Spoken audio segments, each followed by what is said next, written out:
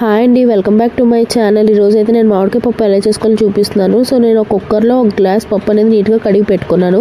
ఉల్లిపాయలు, టమాటాలు, పచ్చిమిరపకాయలు, వంకాయ అండ్ మామిడికాయ అయితే ఏదైతే పక్కన పెట్టుకున్నానో కోసుకొని అవంతా యాడ్ చేసుకున్నాను. సో తగినంత కారం అనేది యాడ్ చేసుకొని ఒక గ్లాస్ వాటర్ అయితే 1.5 గ్లాస్ వాటర్ అయితే నేను యాడ్ చేశాను. సో అండ్ ఇప్పుడైతే కుక్కర్ మూత పెట్టుకొని స్టవ్ మీద పెట్టుకోవడమే. 3 నుంచి 4 వరకు విజిల్స్ వచ్చేంత వరకు వెయిట్ చేయాలి. సో అండ్ కుక్కర్ ఆవిరిపోయినాక కుక్కర్ అనేది ఓపెన్ చేసుకోవాలి. సో పప్పును బాగా స్మాష్ చేసుకున్న తర్వాత తగినంత ఉప్పు అనేది వేసుకోండి. అండ్ అలాగే ఇప్పుడైతే పక్కన స్టవ్ మీద అయితే ఒక బాండి పెట్టి కొంచెం నూనె వేసుకొని జీలకర్ర అనేది వేసుకున్నాను. అండ్ పోపు సామాన్లు, ఎండుమిరపకాయలు, ఎల్లుల్లిపాయలు, కరివేపాకు అండ్ పోపు సామాన్లు అయితే వేసుకొని బాగా వేపుకున్నాను. సో ఇప్పుడు ఏదైతే పప్పు మనం పక్కన పెట్టుకున్నామో మామిడికాయ పప్పు అనేది ఈ పోపులో వేసుకుంటే కమ్మటి వాసన అండ్ నోరూరించే పప్పు అయితే రెడీ అయిపోయింది. మీరు కూడా ఇంట్లో ట్రై చేయండి, చాలా బాగుంటుంది. ఈ సమ్మర్ స్పెషల్ అయితే మామిడికాయ పప్పునైతే తయారు చేశాను. Bye bye.